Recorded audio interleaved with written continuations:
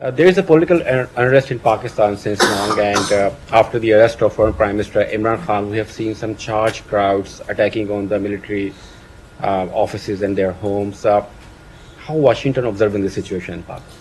Well, we continue to monitor the situation in Pakistan closely, and as the U.S. has said before, we don't have a position on one candidate or one political party versus another.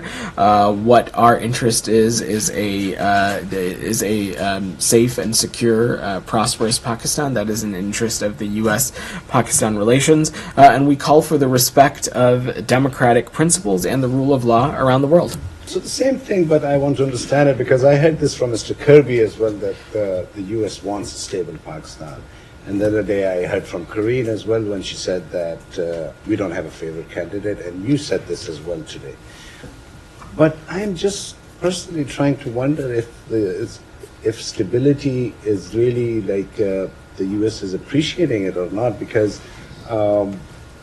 you have a prime minister who runs two of the largest cancer hospitals in the world, who takes millions of donations from the U.S. every year.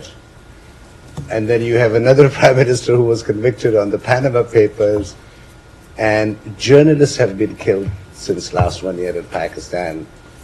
Media, his colleague, my colleague who was just asking a question earlier, Jan Zaid. I mean, the U.S. has no stand on these things. That's like, you have no favorite candidate, we understand that, but like the U.S. is not taking any stand on some of the atrocities which has taken place since last 1 year.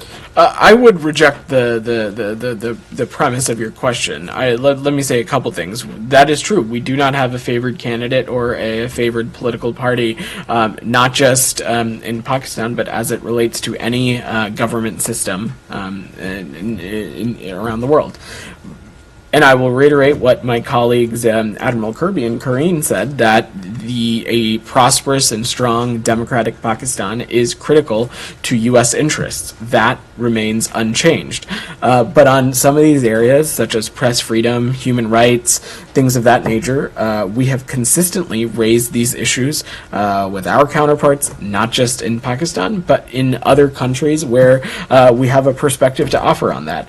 But to give you some examples, what the United States is interested in is, we are looking to continue to strengthen economic ties between our two countries by expanding private sector trade and investment. And there's also an important security collaboration and areas of collaboration on renewable energy, addressing the climate crisis, increasing agricultural trade, and a number of areas.